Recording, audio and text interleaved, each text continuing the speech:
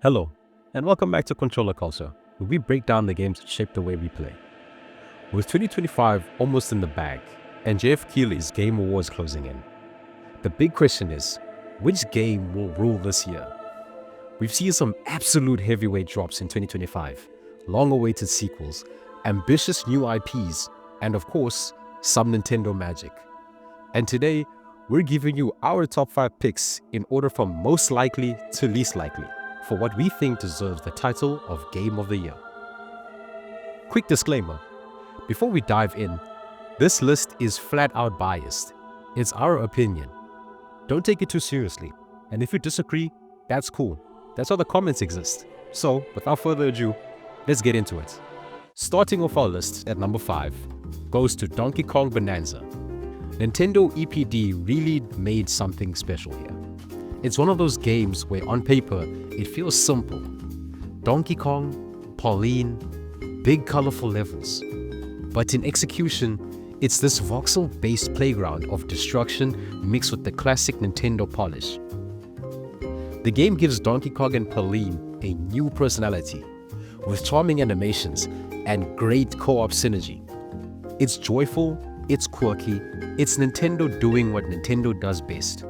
Innovation hidden inside playfulness. Now, the story. Not the highlight here, let's be honest. You're not going to sit down for DK lore, but the gameplay, the transformations, the multiple ways you can interact with the environment, that's the hook. It's also one of the best reviewed Switch 2 games so far, hitting that magical 90+ range on Metacritic. Will it win Game of the Year? Probably not. But does it deserve to be in the conversation? Absolutely. This is the level of craft that can only be achieved by Nintendo. At number 4, we're bringing out the heavy metal. Doom: The Dark Ages. This game is fascinating because ID Software took one of the most fast-paced shooters ever made and said, yeah, let's throw it back into the medieval times. You've still got the visceral Doom combat, the ripping, the tearing, the insane arsenal, but now it's blended with dark fantasy elements. Think brutal melee weapons, siege-style combat, gothic environments, and yes, still plenty of demon guts flying everywhere. What makes the Dark Ages stand out is how it managed to feel fresh without abandoning what makes Doom, Doom. It's slower in places, more tactical, but then it hits you with the same intensity we all know and love. Critically, it landed well. Fans loved the experimentation, and word of mouth has been strong. People didn't expect it to work out, but ID pulled it off. Will it win Game of the Year? There is a possibility, though the Game Awards tend to lean towards narrative-driven experience. But as a pure gameplay showcase, this is one of 2025's finest. Now, number 3. This is where we're gonna get some disagreements. Hollow Knight Silksong. Yes, it's finally here after years of waiting. Leaks, delays, memes. It dropped on September 4th and the internet exploded. Silksong has some of the highest anticipation of any indie game ever, and for the most part, it delivered. Gorgeous art, a haunting soundtrack, fast and fluid combat. It feels like Hollow Knight but turned up to 11. But here's the thing, it's not perfect. When we reviewed it, we gave it an 8 out of 10, which is good, but not flawless. The game suffers from some pretty major design flaws. Bosses having enemy spam, unnecessary double damage in places, and a stingy economy system. That being said, Team Cherry absolutely crushed the atmosphere and mechanics. No other Metroidvania even comes close. The buzz is insane. Sales were record-breaking, and it's currently one of the highest-rated games of the year. So why number 3 and not higher? Because Game of the Year usually rewards the full package. Silksong has the best shot at winning overall, don't get me wrong, but in our ranking, it sits middle of the pack due to those flaws. Number 2 is Death Stranding 2. Love him or hate him, Hideo Kojima knows how to make a game that gets people talking. And DS2 is exactly that weird, ambitious, cinematic, and unlike anything else released this year.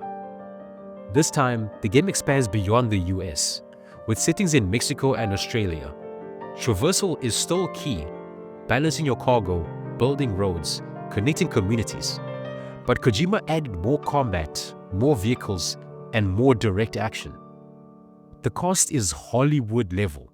Norman Reedus, Lea Seydoux, Al Fanning. It feels like playing a prestige TV show at times. The visuals, unreal.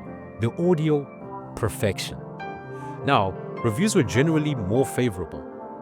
Not everyone vibed with the pacing. Some people found it boring, some found it meditative. But that's Kojima. His games are divisive and brilliant in equal measure.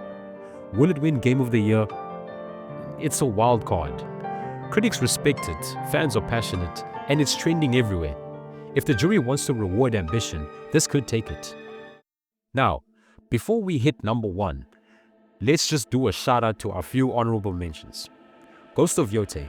It's not out yet, so we can't rate it, but the hype is there. Elden Ring Night Rain. More Elden Ring is good. Is it revolutionary? Not really. Mario Kart World. This thing will sell 50 million copies no doubt, but sales doesn't equal Game of the Year. Hades 2. A masterpiece in the making, but the timing and Silksong hype overshadowed it this year. Peak. I probably spent more time in this game than anything else. Fun, addictive, but not quite Game of the Year material. And finally, our Game of the Year pick. Number 1 goes to Clair Obscur, Expedition 33 by Sandfall Interactive. This game came out of nowhere. A debut studio, a new IP, and it feels like a generational RPG. The world is stunning, a dark fantasy inspired by Belle Epoque France. You control a 6-person expedition, venturing into cursed lands, blending turn-based combat with real-time inputs that keep you engaged every second. It sold over 3.3 million copies in its first month. That's insane for a new IP. Critics called it universal acclaim. Fans are obsessed with the characters, the story, and the soundtrack. Why does it take our top spot? Because it's the full package. Gorgeous presentation, engaging mechanics, fresh ideas, a narrative that sticks with you. It feels like the kind of game we'll be talking about in 10 years. The way people talk about Final Fantasy VII or Mass Effect 2.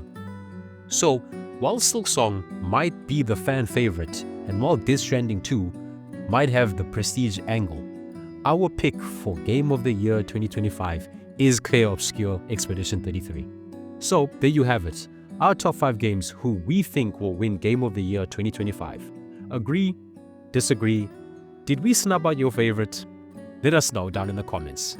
And as always, thanks for watching Controller Culture, where we break down the games that shape the way we play. Don't forget to like, subscribe, and hit that bell. And we'll see you all next time. By the way, I did not agree to this list. Clair Obscur, please remove it off the number 1 spot, bro. Silksong is peak. I'm telling you now, it's going to win Game of the Year. If you cut this audio out, editor, bro, we're gonna have a fight. I'm telling you now. Silksong number 1, bro. Shaw!